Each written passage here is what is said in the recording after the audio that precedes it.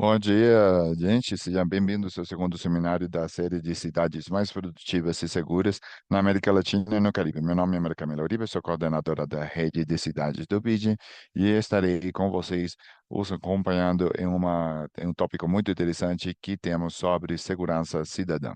Os governos locais fazem esforços para fortalecer a segurança cidadã através do design urbano, a participação comunitária e hoje vamos analisar os casos de Niterói e de Cali. Esse seminário será em espanhol e português e teremos tradução simultânea disponível também em inglês e, claramente, em português e espanhol. Então, convidamos vocês a se juntar a nosso seminário. O webinário terá também tradução simultânea disponível em inglês, português e espanhol. Por favor, eu queria lembrá-los que aí na seção de Q&A, vocês podem deixar suas perguntas ah, aos membros do painel e também queria lembrá-los que temos a gravação disponível no canal de YouTube do banco. A rede de cidades conecta mais de 250 cidades da região, promovendo a troca de soluções urbanas e ferramentas de gestão para as cidades, também fortalecendo a liderança local e as capacidades técnicas e também as parcerias com diferentes atores do setor público, privado, academia e outros organismos internacionais. Nosso objetivo é acompanhar os governos locais na construção de cidades mais sustentáveis e a ter cidades mais inclusivas e produtivas. Nesse seminário de hoje, será nosso segundo seminário da série desse ano. O passado dia 11 de junho, tivemos a primeira sessão sobre reconversão territorial que vocês podem encontrar no canal de YouTube do banco e teremos o próximo sobre essa mesma série que será sobre formação de trabalho nas cidades. Vocês podem se cadastrar através dos links no chat que estamos compartilhando com vocês e além dessa série, para finais do mês de agosto, 17 de agosto, vamos ter também uma conversa para falar sobre a resiliência das cidades nessa segunda série do ano. E também vamos falar sobre a gestão de risco e os desastres em cidades em 23 de setembro. E, finalmente, soluções baseadas em natureza em dia 10 de setembro. Então, vamos nós focar na conversa que temos para hoje, porque é importante falar de segurança cidadã. A América Latina e o Caribe enfrentam altos níveis de violência urbana, com um custo estimado de aproximadamente 3,4% do produto interno bruto regional, que equivale a 80% do gasto público em educação. Também mais de 51% da população não se sente segura em seu entorno. As cidades mais vulneráveis enfrentam retrasos estruturais e uma exposição crescente às economias ilegais. Esse seminário de hoje aborda desafios do local, explorando estratégias preventivas baseadas em dados, design urbano e participação comunitária. Apresentaremos então ou escutaremos os casos de Niterói e de Cali e como foi que eles conseguiram reduzir a violência e melhorar a segurança com base em abordagens inclusivas e sustentáveis. Hoje temos o prazer de receber o chefe da Divisão de Segurança Cidadã do BID, Eduardo Vergara, quem vai nos dar umas palavras de abertura do seminário de hoje. Muito obrigado, Eduardo, por nos acompanhar. Muito obrigado, Maria Camila. Muito obrigado pelo convite. É uma honra para mim os acompanhar e sermos parte dessa iniciativa, parte da rede de cidades do BID. Também queria agradecer a Maria das Graças e Jairo, que vão nos acompanhar, nos entregando evidência e experiência sobre o que funcionou, mas também devem contar um pouco sobre o que significa a partir dos territórios e dos governos locais liderar uma das áreas que se transformam na principal preocupação para a cidadania. Também queria contar para vocês que do Banco Interamericano trabalhamos em segurança com um grande senso de urgência. porque nós sabemos que a segurança não é só um direito, mas que habilita o exercício de muitos outros direitos, habilita a liberdade, o espaço público, a vida em família, em comunidade, e nós acreditamos que isso precisa ser senso de urgência. Mas essa urgência vai de mãos dadas com um grande senso de responsabilidade. E é por isso que as políticas baseadas em evidências são tão relevantes na hora de conhecer essas políticas exploradas e também tem a capacidade de adaptar. Não tem cidade semelhante a outra, nem sequer dentro de um país. E em uma diversidade tão grande como nessa região da América Latina e do Caribe, também temos essa capacidade de poder saber como podemos melhorar certas práticas para se adaptarem às necessidades de cada território. E, para além do mais, nós compreendemos que a magnitude é muito grande como para que seja assumido pelos governos locais, as comunidades e até mesmo pelos governos só ou pelo setor privado. É por isso que a colaboração é tão importante. E é por isso que uma rede como essa do BID é tão empoderante para poder fazer esse trabalho. É por isso que nós, desde o banco, temos liderado desde a parceria pela cidadania e justiça e desenvolvimento que nos permitiu colocar as melhores práticas em andamento e fazer uma sinergia conjunta para trabalhar sobre uma problemática crescente que é o crime organizado.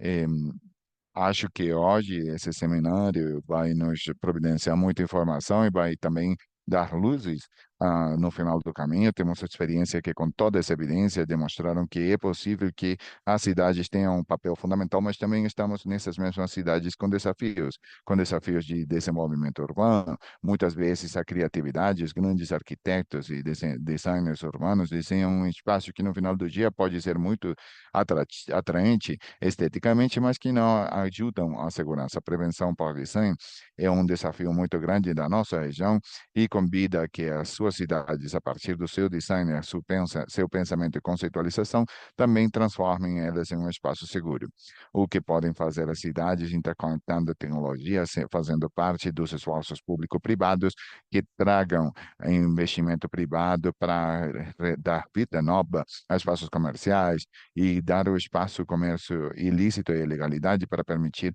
que os espaços possam crescer como centros urbanos que tenham um desenvolvimento que atinja todas as pessoas. Desde o banco, nós temos feito estudos muito importantes que falam do custo de crime, do que gastamos e do que perdemos. E mais principalmente, o que importa é tudo que nós investimos e como esse investimento humano de pensamento, de tecnologia, comunidade, diversidade de pessoas, façam com que nossas cidades sejam mais seguras. Hoje vamos ver vários exemplos importantes e, como eu já falei, queria reiterar o compromisso que temos como divisão de segurança cidadã com o nosso setor, com o nosso banco em geral, que faz que nosso trabalho conjunto seja e continue sendo importante. Retomamos e reforçamos esse compromisso diariamente e acreditamos que os governos locais, as cidades têm muito para fazer, muito para dizer e que principalmente temos muito o que aprender. Devemos avançar juntos nesse desafio tão importante. Eu acho que também esse ano é um ano onde nós podemos dar passos significativos, onde essas redes estão ajudando a interconectar essas boas práticas. E reitero então que é uma honra para nós, como divisão, é uma honra muito grande poder fazer parte desse trabalho conjunto. E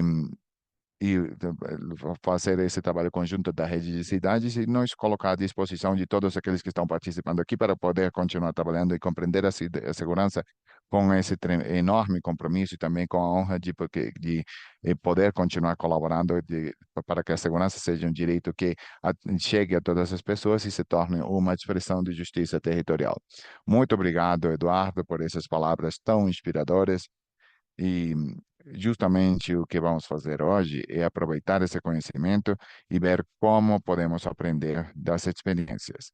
Então, a conversa de hoje na conversa de hoje teremos a Alberto Kopitke, que é um doutor em políticas públicas e é diretor da Secretaria Nacional de Segurança Pública do Brasil, quem vai dar uma apresentação inicial, onde ele vai contar um pouco sobre a ênfase, a importância que tem os governos locais justamente nessa segurança cidadã.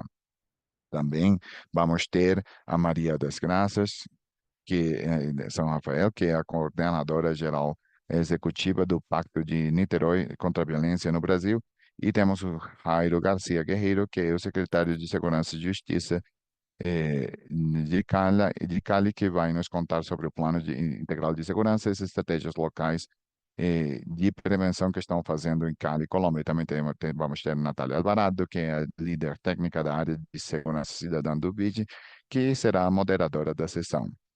Então, muito obrigado por nos acompanhar e por participar hoje, e muito obrigado, então, pela moderação.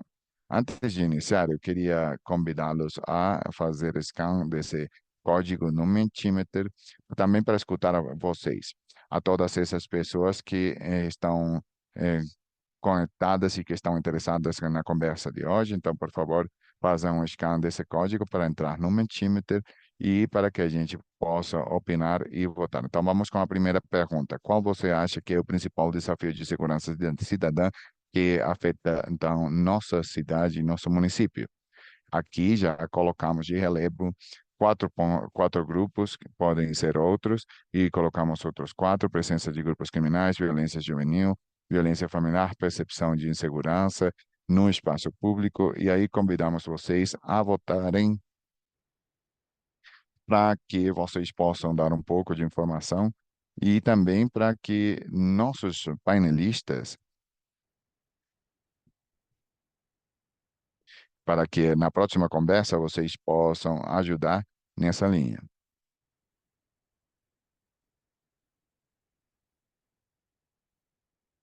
Presença de grupos ilegais, segurança no espaço do espaço público.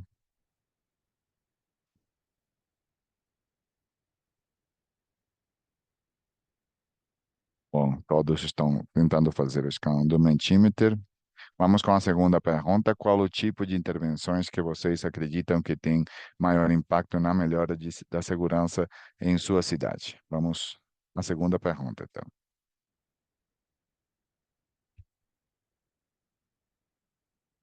Palavras, qual seria a intervenção?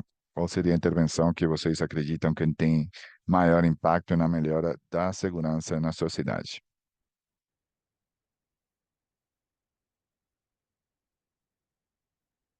Educação, educação para pais, emprego, participação, inclusão, apropriação, espaços,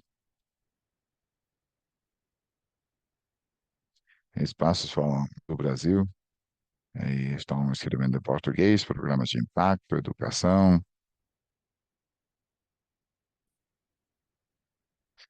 educação, presença policial. Vamos com a terceira e última pergunta para que também Nathalie, nessa moderação, tenha toda essa informação. Quais vocês acham que são os principais desafios para desenhar e implementar estratégias de segurança cidadã em nível local?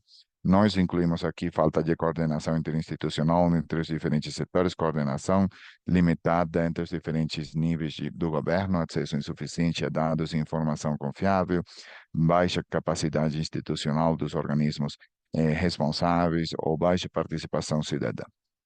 E aqui os convidamos a votar.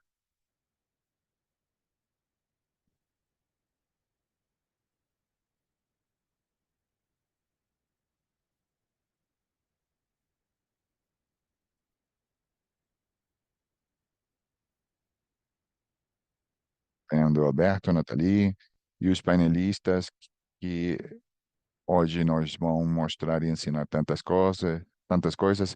Então, sem mais delongas, convido a Nathalie para dar as boas-vindas para moderar a sessão de hoje. Muito obrigado, Nathalie. Muito obrigada, bom dia a todos. Também gostaria de reiterar esta conversa de hoje, que como já mencionaram, já mencionou Maria Camila e Eduardo, vai ser uma conversa muito enriquecedora para esse público. Queria comentar que temos agora 167 pessoas conectadas e vocês podem entender o valor que tem esse tipo de troca e conversas aqui. E hoje as autoridades locais e os especialistas da América Latina vão compartilhar suas experiências reais e até mesmo muito corajosas, porque muitas vezes não nem são visíveis, porque as cidades passam, inovam e muitas vezes não conhecemos essas inovações. Portanto, esse espaço é muito valioso para que todos possamos aprender destas inovações ou experiências. Como falaram anteriormente, Eduardo e Maria Camila, falar na América Latina de segurança não é simplesmente falar de números ou de estatísticas, e vocês sabem muito bem disso, é falar da vida cotidiana de milhões de pessoas, é falar do medo de voltar ao trabalho, da violência que sofrem os jovens porque não podem chegar às escolas, do custo humano que pagam muitas comunidades pela falta de oportunidades e pela falta de segurança. A América Latina é uma das regiões mais urbanizadas do mundo e, na verdade, é uma região de muitas diferenças. Temos cidades com poucas taxas de homicídio, como Nova York ou Madrid, mas temos também outras cidades da América Latina onde os níveis são 4 vezes maior a nível mundial. Estas cidades não são somente um cenário do problema, mas também podem ser o laboratório de soluções. E no coração destes laboratórios estão os governos locais. E é justamente isso o que aprendemos no BID, acompanhando, como se disse anteriormente, os governos locais por mais de 2 décadas. E é que aprendemos que, sem a liderança ativa das autoridades locais, que estão mais perto das comunidades, que entendem quais são as dinâmicas dos bairros e que também podem agir rapidamente diante de qualquer ameaça cotidiana que tem as cidades, então não teríamos as oportunidades para poder chegar às políticas de segurança sustentáveis a nível territorial. Portanto, cada vez, e vocês sabem muito bem, as autoridades locais ou os que realmente vivem essas realidades locais exigem cada vez mais dessas autoridades que respondam eficazmente com muito comprometimento. E é por isso que esta conversa de hoje não é somente relevante para trocar boas práticas, mas também eu acho que valoriza que se temos uma ação decidida dos governos locais e uma estratégia nacional e até mesmo internacional.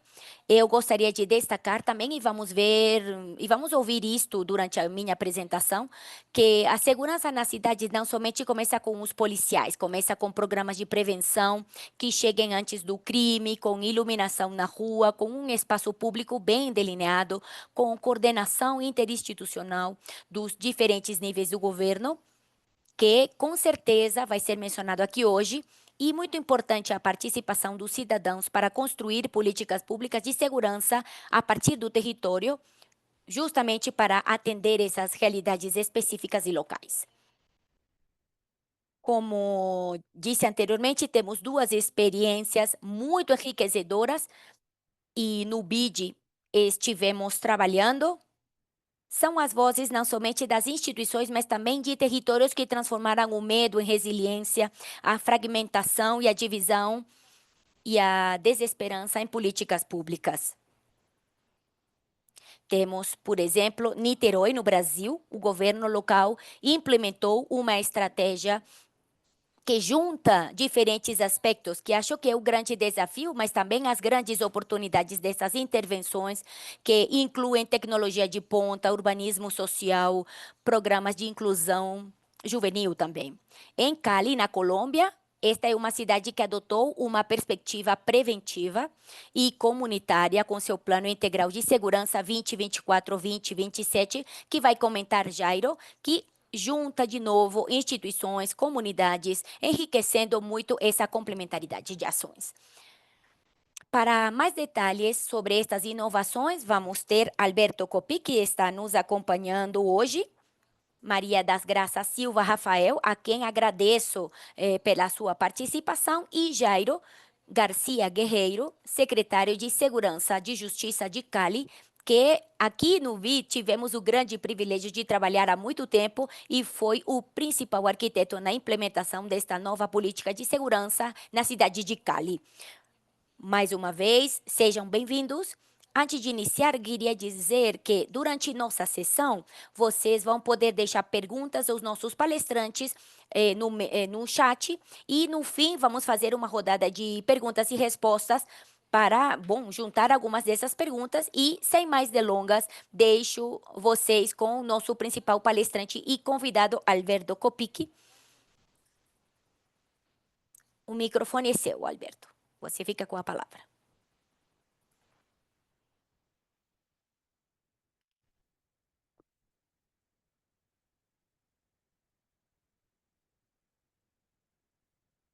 Bom dia a todos. Estão me ouvindo bem? Muito obrigada pelo convite ao BID. Muito obrigado a Eduardo Vergara, Maria Camila e a Nathalie, prezados amigos, a toda a equipe do BID e também a todas as pessoas das cidades que temos aqui. Eu vou falar em português para não falar em portunhol e para estimular o uso do português, que sempre é muito bom, né? Gostaria de cumprimentar todos os amigos e amigas que estão aqui de Niterói, de Cali e de muitas outras cidades. Eu vou fazer uma apresentação bem rápida, porque acho que as experiências concretas são o mais importante, não é? Simplesmente estou compartilhando aqui minha tela e os slides estão traduzidos. Então, eu acho que assim será mais fácil, né? Bom dia a todos. Vou fazer uma apresentação rápida aqui sobre o papel essencial das cidades na prevenção da violência, né? Hoje nós sabemos que as cidades têm um papel fundamental para que nós possamos realmente superar essa terrível onda de violência que o nosso continente sofre. Já são mais de 3,5 milhões de pessoas assassinadas nas últimas 3 décadas, a grande maioria jovens, né, com menos.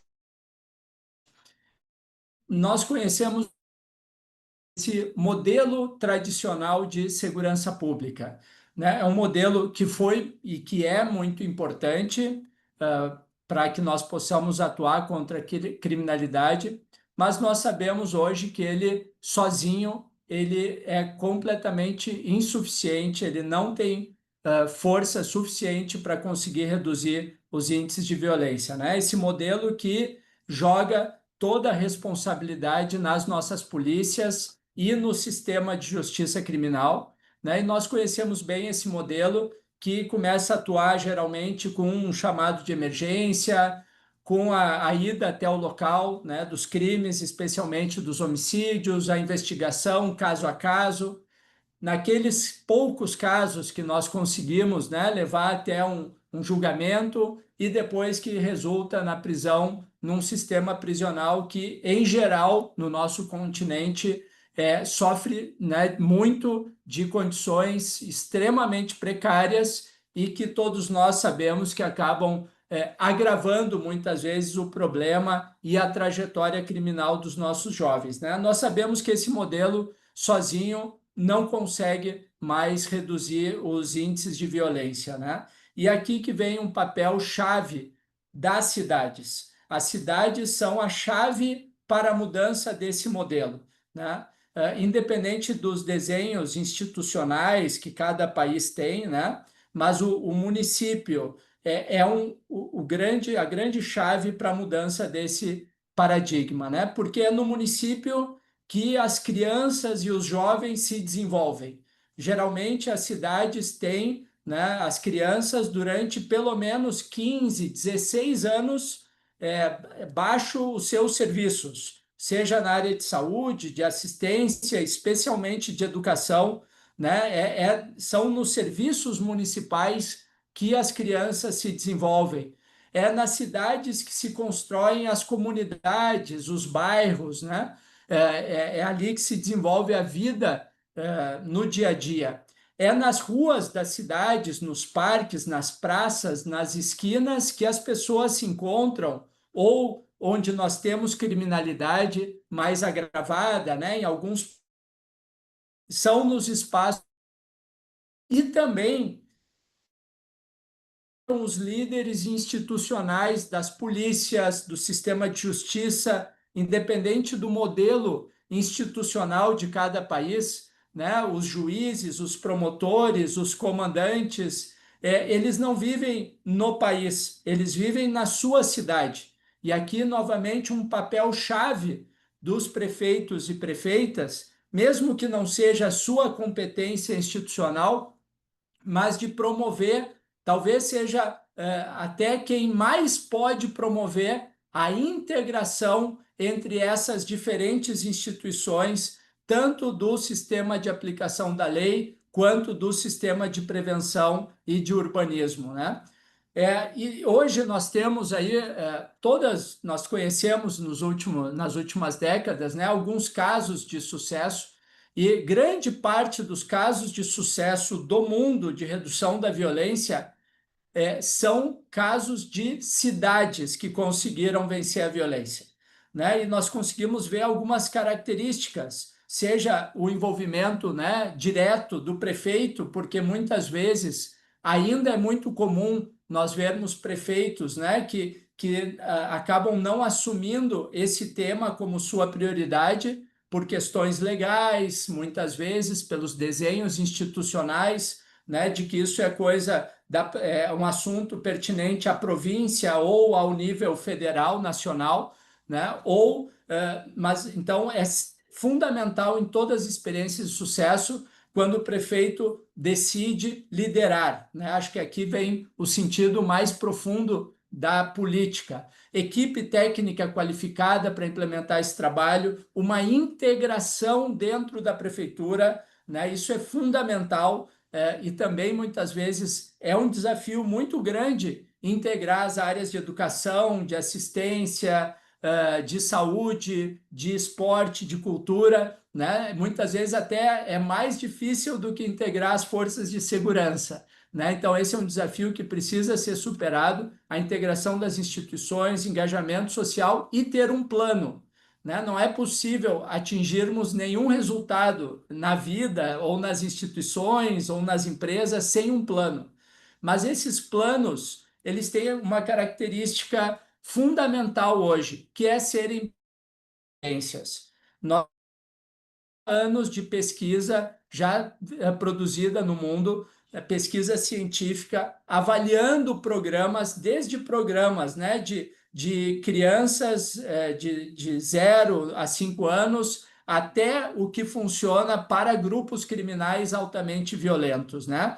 Então, nós temos que dizer adeus, né, ao achismo, às conjecturas, e precisamos realmente passar por uma visão de uso de evidências na nossa área, né? Assim como a área da saúde pública, que talvez seja a grande liderança, né, das políticas públicas, que virou essa visão para uma visão baseada em evidências, nós também precisamos passar para essa nova visão, né? Precisamos sair do amadorismo. Nós precisamos ter programas bem planificados e bem implementados, né? Não podemos mais ter programas, boas iniciativas pontuais, né? As evidências são claras de que o que funciona são programas bem estruturados. E nós precisamos dar adeus ao auto-engano, que é um grande perigo que nós temos, né, em todas as áreas, mas na nossa área isso é muito importante. Nós não podemos nos auto-enganar de que os programas funcionam só porque nós gostamos dele. Nós precisamos realmente investir em avaliação dos programas para sabermos se realmente ele está tendo o impacto que nós almejamos, né? Aqui só uma passagem muito rápida, né?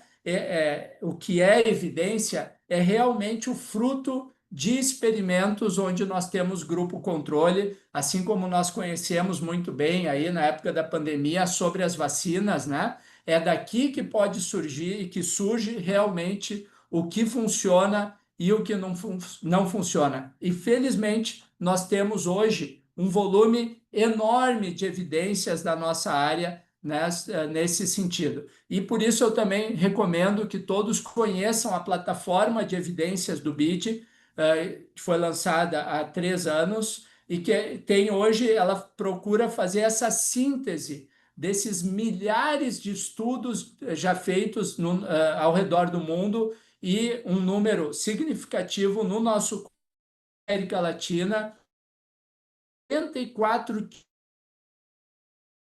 que nós temos evidências robustas hoje e que nós temos que realmente conhecer. E começando rápido aqui uma viagem muito rápida sobre essas principais evidências, né? Em primeiro lugar, gestão integrada baseada em indicadores numa boa análise criminal. Nós temos, né, o famoso modelo Compustat, mas nós temos aqui do Brasil um modelo de gestão por resultado que já tem mais de 15 avaliações de impacto e que somente isso, né, de sentarmos juntos todos os meses com a liderança política liderando essa integração e as instituições todas, apenas isto provoca um impacto de redução de homicídios de 20% a 30%, né, nas experiências já medidas. Então, nós precisamos fazer o básico, que é uma gestão integrada e bem orientada por indicadores. E depois disso, nós temos que passar a aplicar os melhores programas esses quatro grandes eixos que nós temos hoje à disposição das cidades. A prevenção comportamental, a prevenção com programas familiares, escolares e comunitários, o urbanismo, com todo esse papel do desenho urbano, fundamental e que hoje nós sabemos o impacto que ele tem, seja para provocar violência, quando o espaço público, né, está mal planejado, seja para reduzir os índices de violência com boas intervenções que mudam as nossas cidades. Bons programas de aplicação da lei integrados, né, também aqui com o poder de fiscalização das cidades, que muitas vezes é esquecido, né, e que hoje nós sabemos que tem um papel fundamental para resolver problemas de convivência urbana e até mesmo no tratamento penal, as cidades podem ter um papel-chave, porque é para as comunidades que as pessoas que saem das prisões, elas voltam para as comunidades, e aqui nós podemos também ter programas inovadores. Mas eu quero fazer um destaque, né? Repetir novamente, não é qualquer coisa, são programas baseados em evidência que realmente, de uma maneira muito rápida aqui, algum da prevenção, como a formação de padres e madres, né, de pais e mães para crianças na primeira infância. Nós temos uma evidência impressionante de redução de mais de 30% de conduta antissocial e delinquência juvenil ao longo do desenvolvimento dos jovens, quando pais e mães recebem cursos de alta qualidade, né, para fazerem essa formação das suas crianças, né? Sem o uso de violência, mas com muito afeto e muito vínculo. Programas para adolescentes também e famílias com grande evidência, programas de educação socioemocional nas escolas, temos evidências de redução de 60% de brigas, de bullying nas escolas, redução de 45% do estresse dos professores, e até 20% das trajetórias. Mas, novamente, não é qualquer programa, são programas muito bem estruturados, capazes de desenvolver as habilidades socioemocionais das crianças, né? E, por fim, o último exemplo, programas de mentoria e câmbio e mudança de comportamento de adolescentes na prevenção secundária e terciária de adolescentes já envolvidos, que precisam ser detectados o quanto antes pela cidade, para que nós possamos trazer eles de volta, né, para um curso adequado, sem não de trajetória criminal, né? Para que nós realmente possamos reduzir o recrutamento juvenil nessas comunidades. Na parte de urbanismo, temos muitos exemplos, né? Mas sabemos, por exemplo, temos um experimento de Nova York e várias outras avaliações de impacto, que a melhoria da iluminação pública provoca por si só uma redução, em média, de 20% da criminalidade. Uma curiosidade aqui, inclusive durante o dia, porque estes espaços começam a ser frequentados à noite, mas a imagem deles muda, inclusive, durante os dias né, a iluminação provoca um impacto muito positivo. Recuperação de terrenos baldios, terrenos abandonados, né? Hoje nós temos vários experimentos com resultados impressionantes de redução, por exemplo,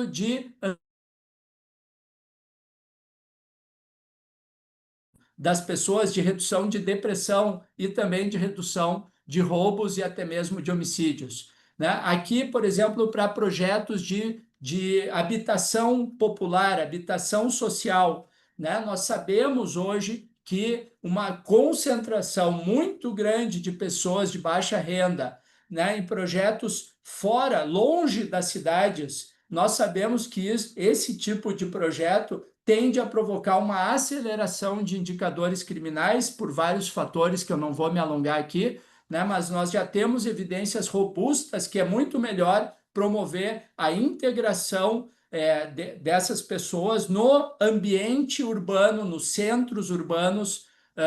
Isso provoca queda da trajetória criminal dos jovens dessas famílias, inclusive, e melhoria, obviamente, de acesso a emprego econômico também, né? Por fim, alguns exemplos policiais que também merecem muita atenção, um conhecimento maior no nosso continente de policiamento em pontos quentes, né?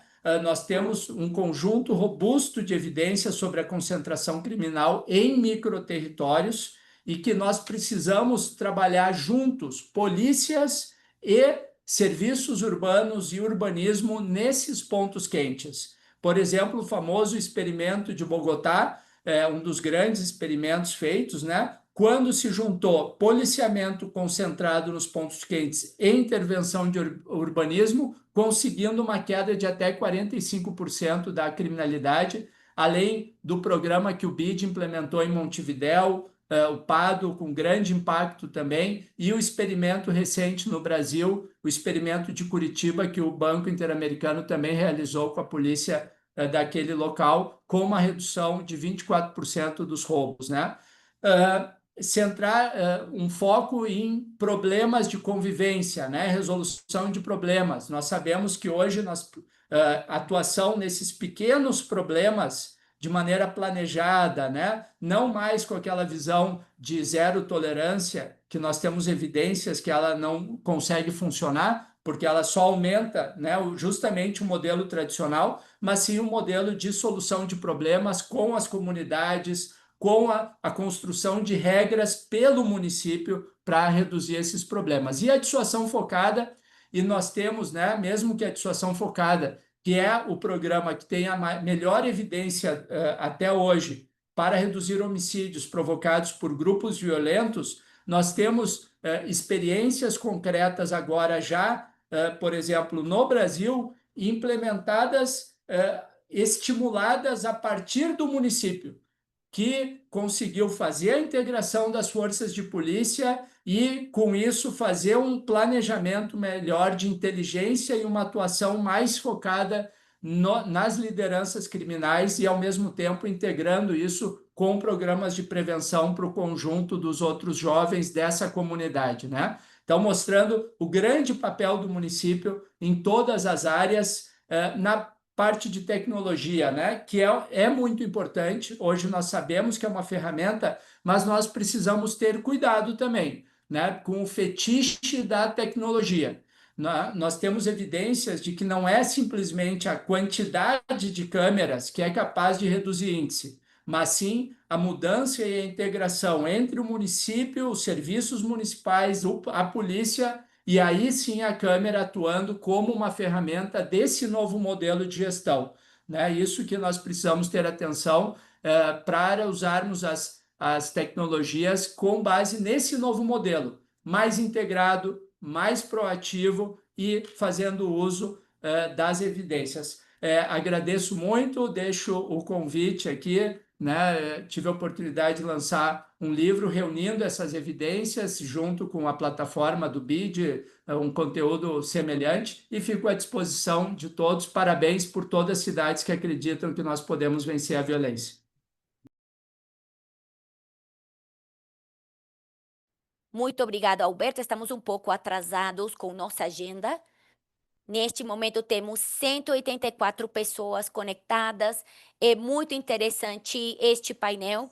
Gostaria de destacar simplesmente, Alberto, uma coisa que para o banco sempre foi como a coluna vertebral no seu trabalho, que é a evidência. Eu acho que esse é um propósito bem importante que nós temos aqui no setor para poder aumentar essa evidência, para saber o que funciona e o que não funciona e passar de políticas baseadas na intuição às baseadas nas evidências. Portanto, parabenizo o que você acaba de mencionar e sua ênfase no tema da evidência. Destaco a plataforma de evidência que destaco que é única na região, que foi desenvolvida na área de segurança, onde estamos justamente compilando todas essas práticas para que estejam disponibilizadas para todos vocês e que sejam uma referência na tomada de decisões de suas políticas públicas em relação à segurança. Sem mais delongas, agora vou passar a palavra ao secretário de Segurança e Justiça de Cali, Colômbia, Jairo Garcia. Jairo, seja bem-vindo. Sabemos que ser secretário em uma cidade como Cali é bem difícil. Portanto, agradecemos pelo seu tempo. Sabemos que você tem que se retirar e por isso podemos passar a sua apresentação e muito obrigada por estar aqui novamente. Um prazer, um cumprimento a todos. Para Maria Camila, para o Eduardo, para Alberto, para todos os que fazem possível que a gente possa ter esses seminários de feedback, de conversa sobre um tema que nos interessa a todos, que é conseguir toda a força para que nossas cidades cresçam, sejam produtivos, para que nossos cidadãos se sintam seguros. E como disse a Nathalie, em 15 minutos eu tenho uma coisa que recomendo a todos que façam, que é uma prestação de contas diante dos cidadãos, que vamos ter no primeiro trimestre de Cali. E por isso queria deixar várias mensagens sobre o que fizemos em Cali, que está muito alinhado com o que acaba de mencionar Alberto, Nathalie e Eduardo. Em primeiro lugar, é muito importante desenvolver um exercício de planejamento responsável.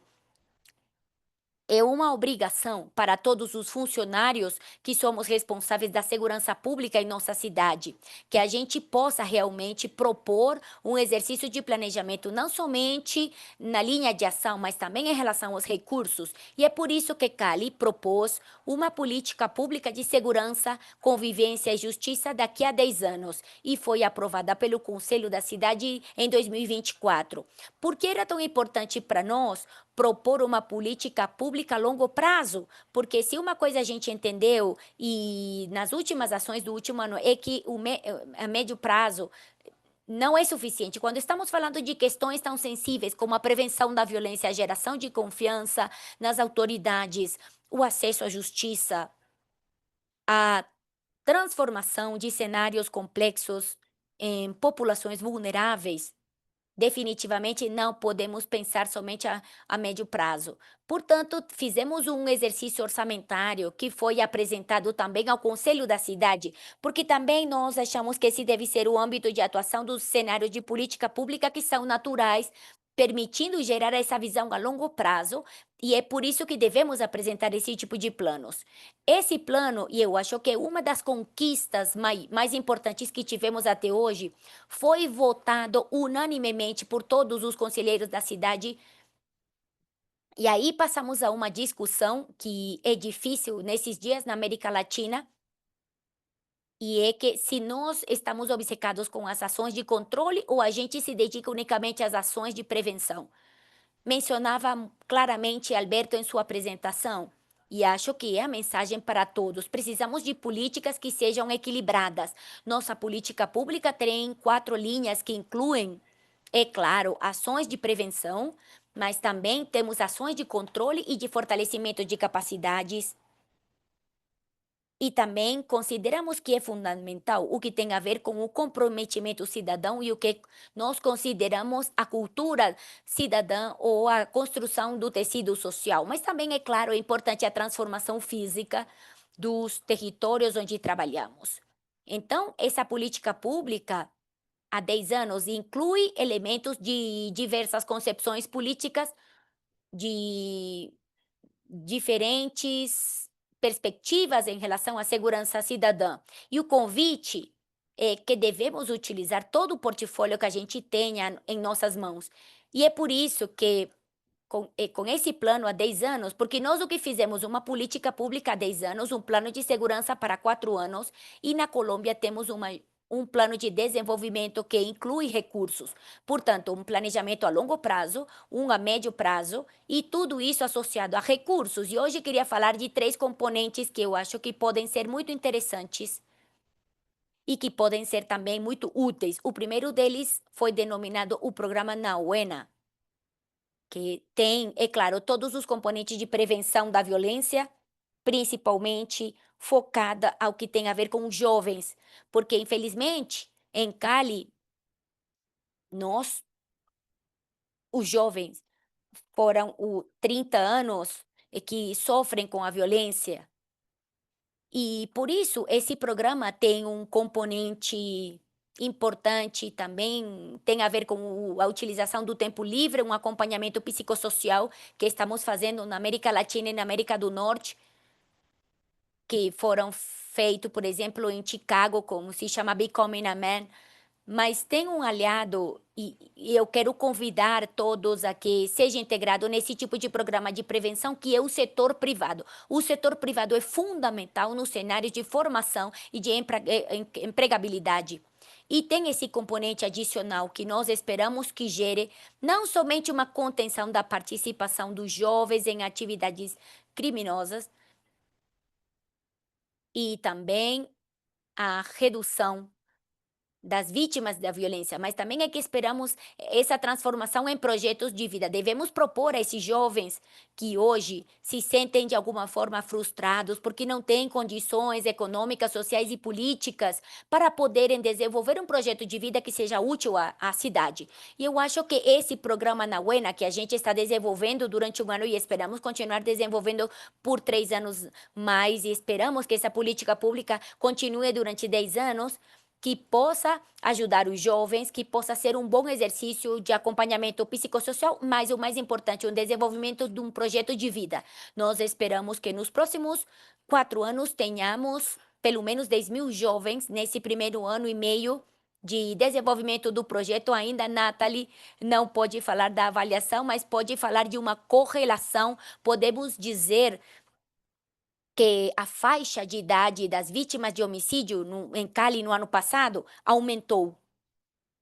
Aumentou essa faixa. Estava muito concentrada entre 18 e 25 e agora está passando a 30 e 40 anos. Isso não quer dizer que não me preocupe cada homicídio, porque eu acho que nós devemos trabalhar muito na redução da violência, mas começamos a ver algumas evidências, e insisto também no que diz Nathalie, precisamos processo de avaliação, de monitoramento, porque sabemos que essa avaliação pode ser complexa, mas também um tema de monitoramento para ver o efeito das atividades que estamos desenvolvendo como parte desse programa. Então, deixo essa primeira conclusão. A inclusão do setor privado na formação e também na localização nesses jovens com atividades, seja técnicas ou não formais, mas que tenham o intuito de gerar empregos a médio e a longo prazo. O segundo tema que eu queria conversar com vocês é que na Colômbia existe o que se chama o Código Nacional de Convivência. E nesse código temos o que se chama as ações contra a convivência, por exemplo, jogar o lixo, a conduta com o barulho. E em Cali, sabemos que as multas relacionadas com isto não têm o efeito que nós queremos na mudança do comportamento. E aqui também voltamos a falar na construção. Devemos transformar essas comunidades, que essas comunidades mudem a sua realidade cotidiana. Portanto, nesse programa que embora aplique esse código de convivência com algumas sanções que tem em relação ao comportamento da convivência, o que decidimos é que as pessoas de Cali defendam sua cidade e criamos um modelo restaurativo.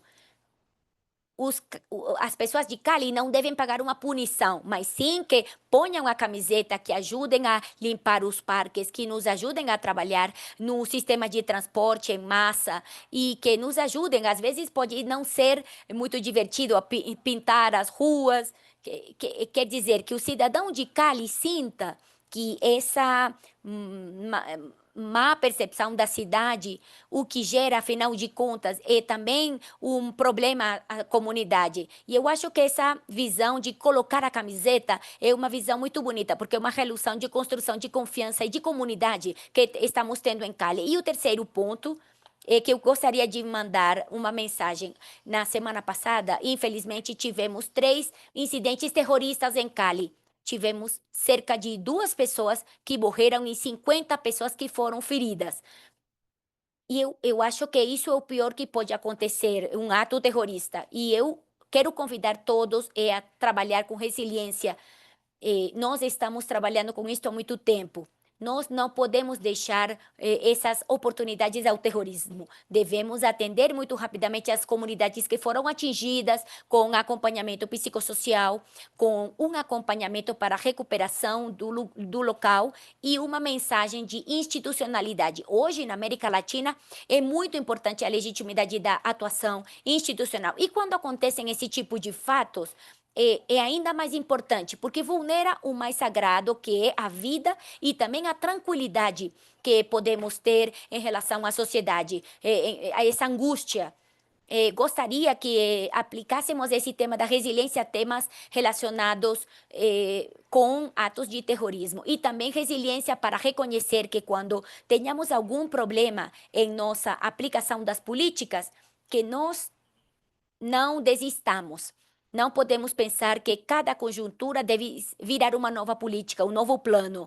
Acho que devemos ser responsáveis com nossos cidadãos e que essas políticas e esses planos que a gente desenvolva sejam abrangentes para que a gente possa trabalhar nesse objetivo. E conto isso que aconteceu no mês de maio. Nos primeiros 10 dias, tivemos 56 homicídios. Era talvez o comportamento mais atípico do último ano e meio, desde que eu estou trabalhando aqui em Cali. E dizem: olha, vocês têm que mudar os planos, as propostas. E a gente se sentou com o prefeito, com a polícia, com a promotoria e discutimos alguns temas na política. E praticamente um mês depois, a gente conseguiu transformar uma média que estava em 4,7 homicídios por dia a 1,7. E com isso, o que eu quero dizer? É que não podemos nos assustar, não podemos desistir e devemos ser resilientes em relação ao que acontece na cidade, porque a meta deve ser a mesma: redução sistemática da violência e aplicação de uma política a médio e a longo prazo. E muito importante, a decisão orçamentária para poder programar e garantir que esses programas sejam executados eficientemente. E é bom dizer aos cidadãos o que está acontecendo em relação à prestação de contas. A gente deve explicar o que está dando certo e o que não, e o que definitivamente podemos fazer. Eu parabenizo vocês, Nathalie, porque temos essa rede de cidades muito ativa. Sejam bem-vindos todas a Cali, temos muito a aprender. E também queremos contar muitas coisas sobre o que significa ter uma cidade que sofreu muito com a violência e estamos trabalhando e estamos pensando também em reforçar os programas relacionados com a justiça e nos programas que têm a ver com um exercício responsável dos cidadãos. Acreditamos firmemente que a solidariedade nas diferentes cidades vai nos ajudar. E ontem estava reunido com os 17 prefeitos da Colômbia falando sobre segurança, porque isto é importante. A conversa é importante, a discussão sobre o que está acontecendo nacionalmente e as implicações que tudo isso tem também no nível subnacional. Portanto, contem com a cidade de Cali, estamos à disposição. Hoje, infelizmente, não posso ouvir a experiência de Niterói, mas em uma próxima ocasião estamos todos dispostos. Muito obrigado pelo espaço e esta oportunidade de ter esta rápida conversa com vocês. E podem contar com Cali para qualquer coisa que vocês precisarem repensar em relação a algumas práticas de segurança cidadã. Muito obrigada. Jairo, muito obrigada. Eu acho que o que eu tenho que dizer é te parabenizar e parabenizar também o prefeito de Cali por uma situação que é bem excepcional. E gostaria de destacar isto: é a questão das políticas de segurança a longo prazo. Eu acho que reinventar políticas de uma forma reativa, como você comentou, e ter que reformar políticas que muitas vezes foram criadas e planejadas a partir do que vocês falaram, com análises criminais profundos, onde muitas vezes a urgência fica com o que é realmente importante. Eu acho que isso que você resgatou é muito importante. Parabéns por isso. E também porque foi com uma liderança local, com as comunidades, que nós podemos fazer com que essas políticas públicas sejam permanentes e quando tenhamos maior participação de todas as partes interessadas. Muito obrigada, Jaira, e continuamos trabalhando muito com você. Um prazer. Muito obrigada.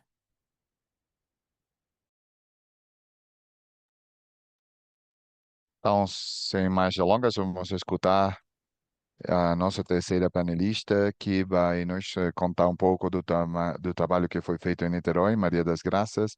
Então, sem mais delongas, por favor, vai na frente, Maria. Então, bom dia a todos e todas.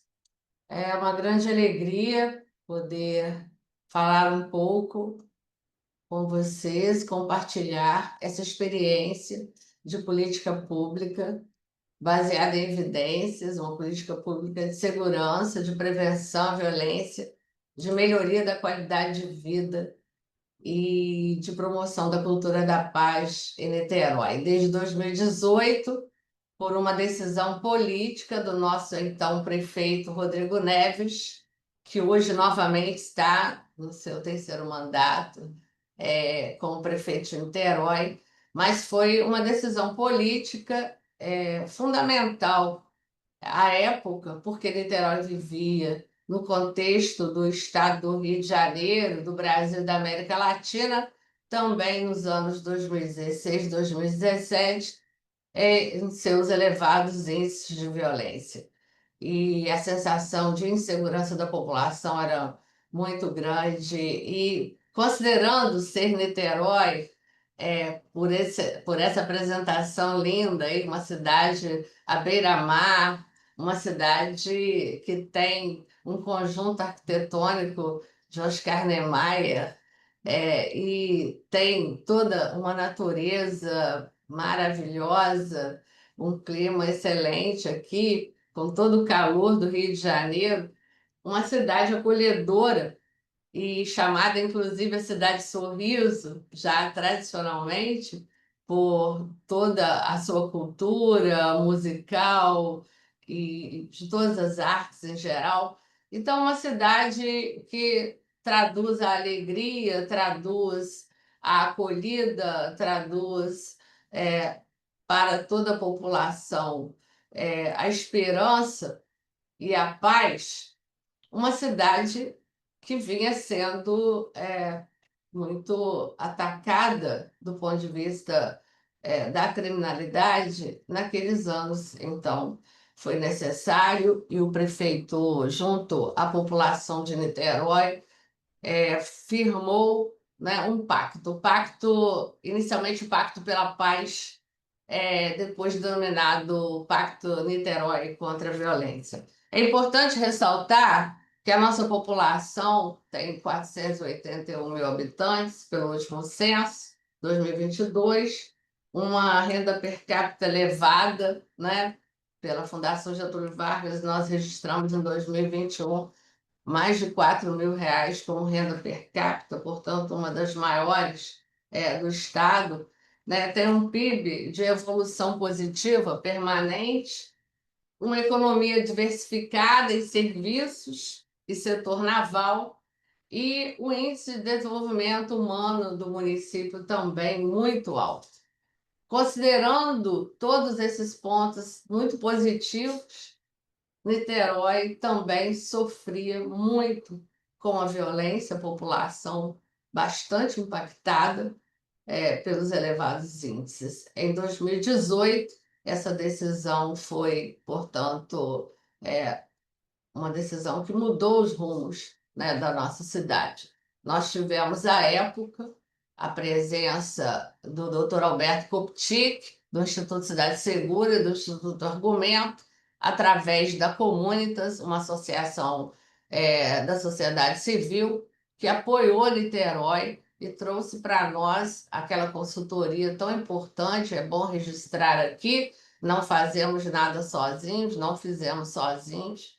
E eu, como professora da área de políticas públicas, seguidora do grande Paulo Freire, educador, reconhecidamente um dos maiores educadores do planeta, e que nos ensinou que a educação com base democrática, de fortalecimento da participação popular e da cidadania, seria um dos grandes impulsionadores da transformação social, e é nesse segmento que eu tenho pautado toda a minha trajetória como professora, como cidadã, como militante social e, principalmente, nos últimos 7 anos, convidada a compor essa equipe do prefeito Rodrigo Neves, junto a outros valiosos companheiros que seguem registrados em todos os nossos documentos, seus nomes, mas atualmente junto ao secretário Gilson Chagas, que é o nosso secretário de Ordem Pública e Segurança,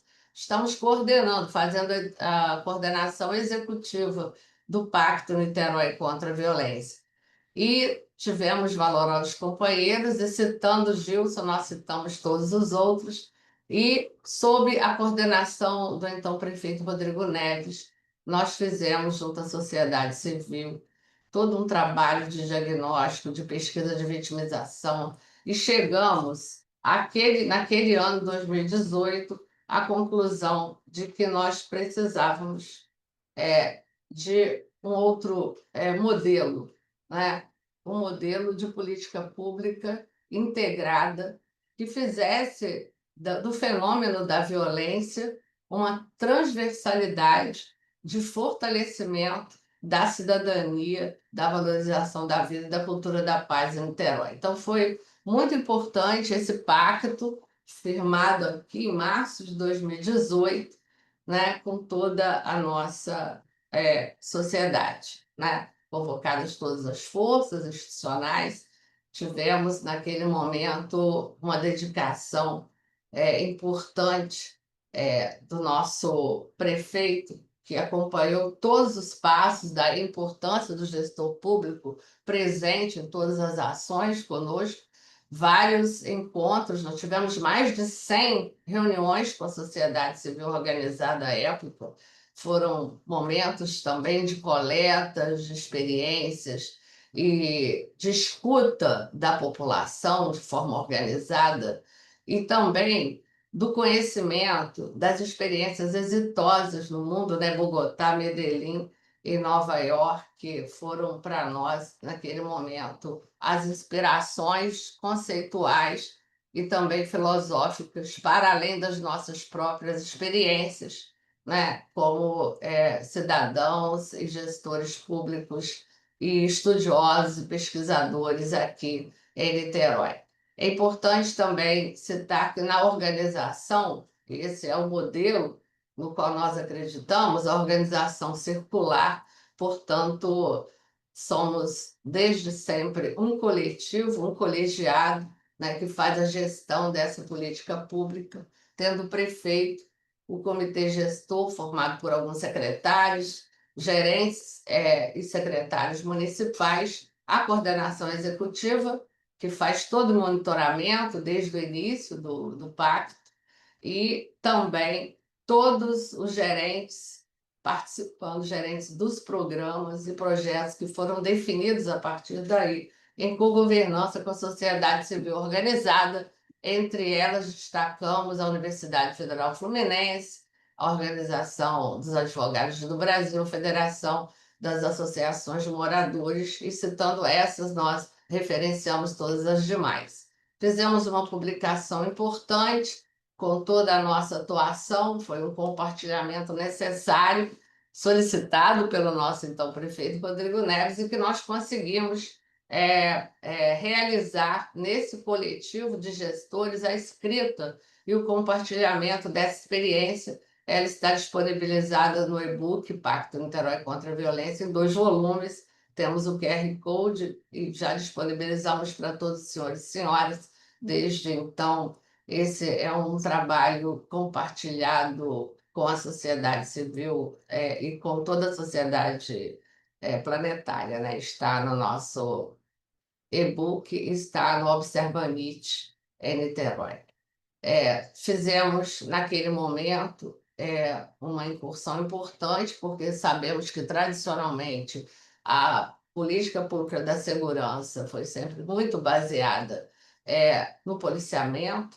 Nós valorizamos, claro, todo o trabalho de todas as forças integradas. Então, a criação do Gabinete de Gestão Integrado, GGM, que reúne todas essas forças policiais junto ao prefeito desde 2013.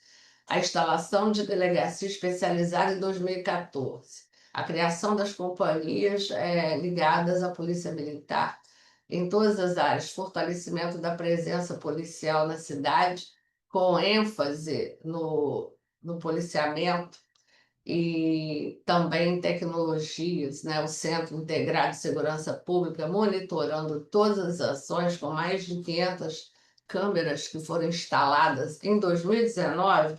A partir daí, nós tivemos uma mudança importante no acompanhamento de todas as ações e principalmente na prevenção, né? Aqui alguns dados, estou tentando falar dentro do meu tempo, né, de 10 a 15 minutos, os dados que nós temos registrados de redução de violência a partir de então, né? A série histórica em Niterói, ela é divulgada pelo Instituto de Segurança Pública do Estado, do Governo do Estado do Rio de Janeiro, mas nós temos em Niterói o Observatório de Segurança Pública de Niterói, que faz, junto conosco, todo esse trabalho de identificar a violência no município, né? Então, nós vamos olhando pelas variações, né, que nós tivemos na série histórica de 2018, especificamente no recorte 2018 até 23, 24,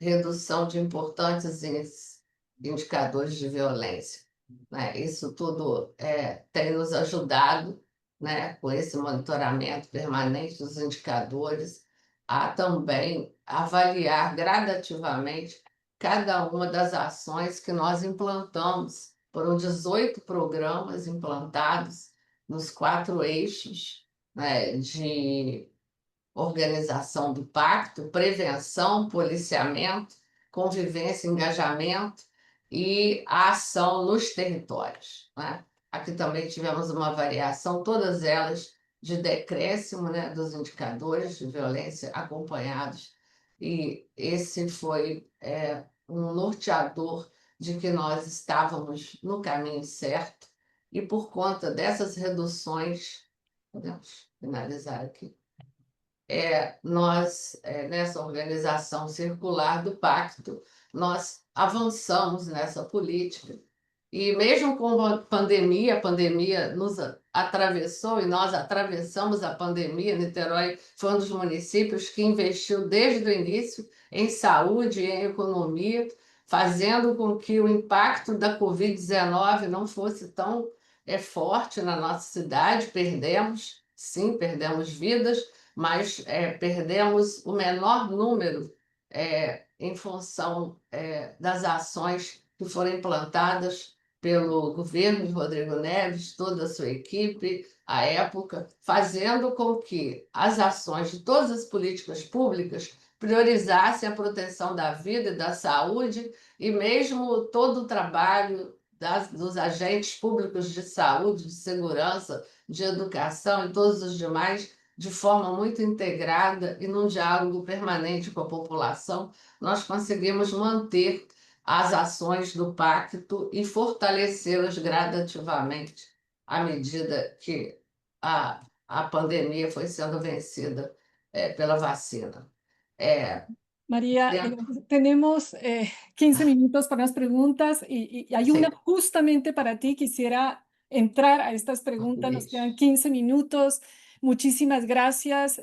Hay una en particular que nos envían desde que hemos recibido por el chat que tiene que ver con el tema de oportunidades y desafíos de esa coordinación interinstitucional, de lo que tú mencionabas como las diferentes políticas sociales de seguridad combinadas. Entonces, nos mostraste la gran combinación de esas políticas, pero ¿cuáles son los desafíos y cuáles son las lecciones que puedes, en 3, 4 minutos, María das Gracias, poder compartir en términos de lo que fue la experiencia de Niterói?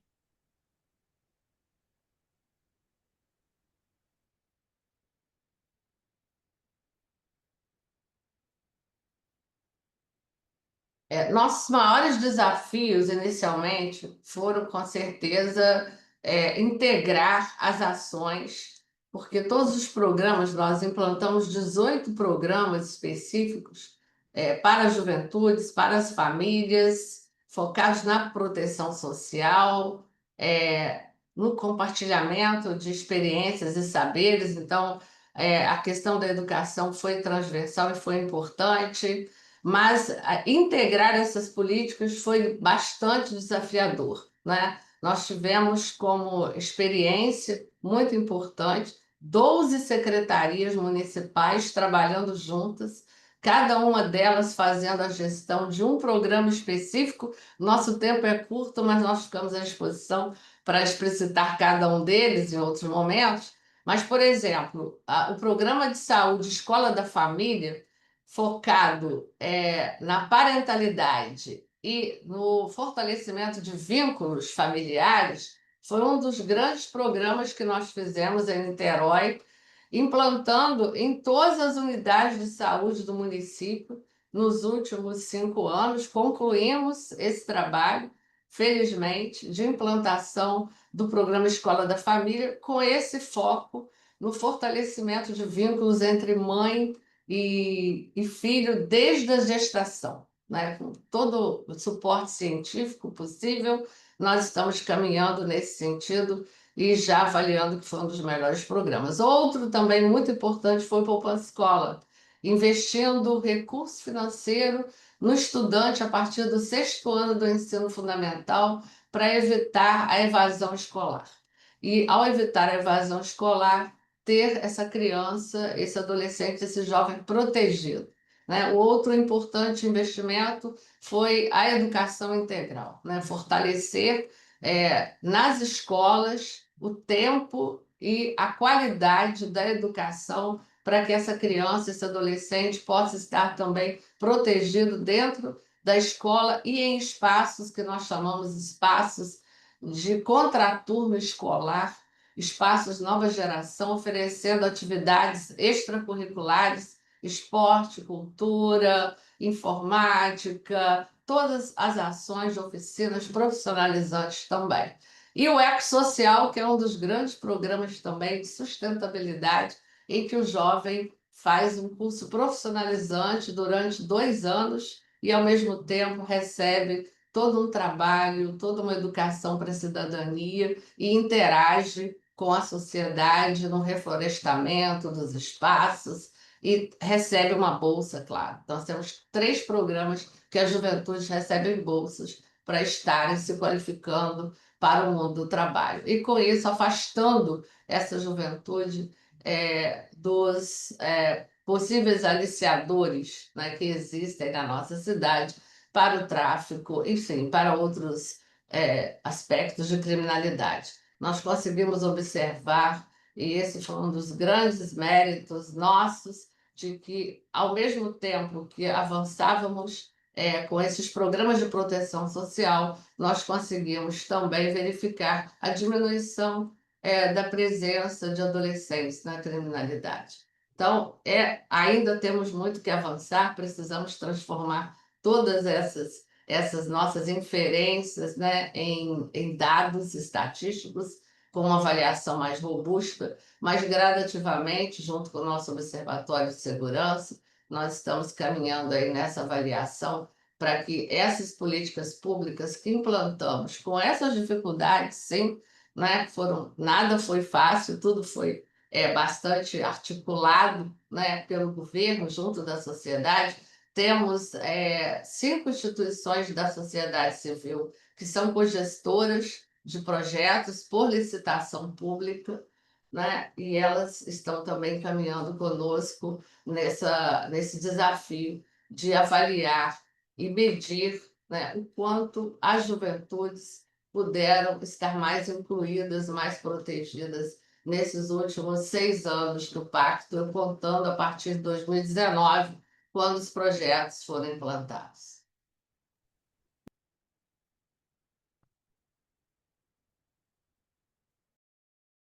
Muito obrigada, Maria. Eu queria retomar o comentário que foi feito, pegar carona no comentário que foi feito pelo secretário de Segurança sobre a importância da liderança do governo local e do prefeito. Eu acho que para que essa coordenação interinstitucional seja bem sucedida e pudesse integrar os diferentes programas, sua liderança e o papel também dele foi fundamental. Então, eu acho que é muito importante salientar isso, porque Alberto também falou sobre a importância de trabalhar com equipes técnicas e coordenadas, onde a liderança foi chave. Alberto, queria te perguntar uma coisa a respeito do tema das evidências. Fazendo percorrido por cidades da América Latina e muitas cidades onde implementamos projetos de segurança, encontramos que gerar evidência na região não é fácil. Então, quais seriam aqueles elementos essenciais e fundamentais na geração dessa evidência? E, pelo outro lado, o que a gente pode fazer para aprender não só o que funciona e não funciona, e um grande elemento que seria como funciona, porque muitas vezes temos o contexto de saber o que funciona e nós podemos ter isso uma vez aplicado no território, o como seria o maior desafio. Muito obrigado pelas perguntas, muito importantes. Eu acho que nós temos evidências, né?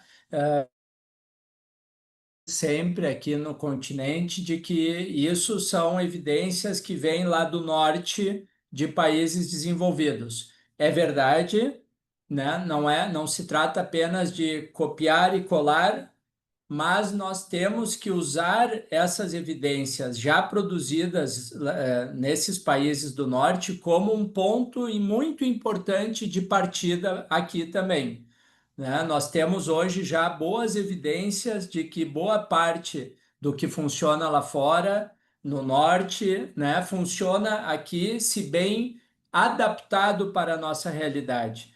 E é melhor que nós possamos começar com projetos menores.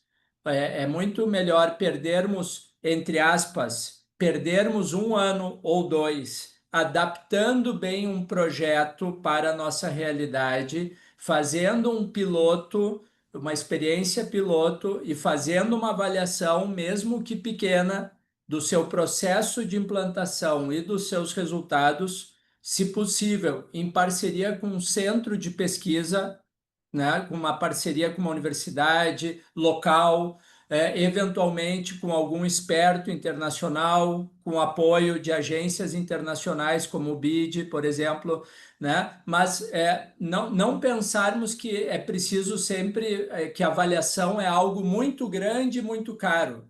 Nós podemos fazer avaliações práticas, pequenas, independente da cidade, do tamanho, né? E isso é fundamental para depois nós fazermos uma nova versão do programa e aí escalarmos ele, né, a partir do segundo, do terceiro ano e sempre tentarmos fazer um processo permanente de adaptação, de escuta de quem está aplicando, né, e de avaliação e promover essa adaptação, né?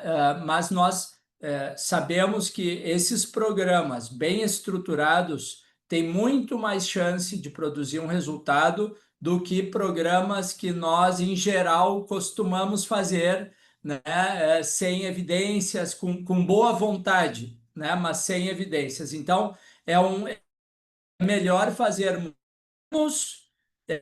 2 ou 3 programas do que muitos programas ao mesmo tempo e nós fazermos esse processo de amadurecimento para termos um bom resultado.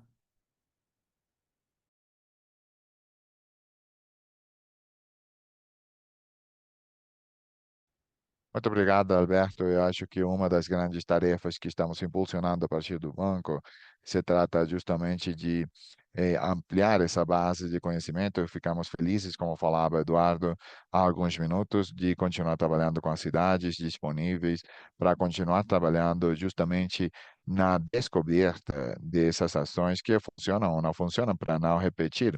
E outro seria sistematizando as experiências para benefício de todos. Então, estão faltando 3 minutos para agradecer os membros do painel e a todos os que nos acompanharam hoje, os que se juntaram à sessão. E também queria falar a vocês que reafirmamos que desde o banco temos o compromisso para continuar trocando ideias, aprendendo conjuntamente. Temos recebido várias perguntas.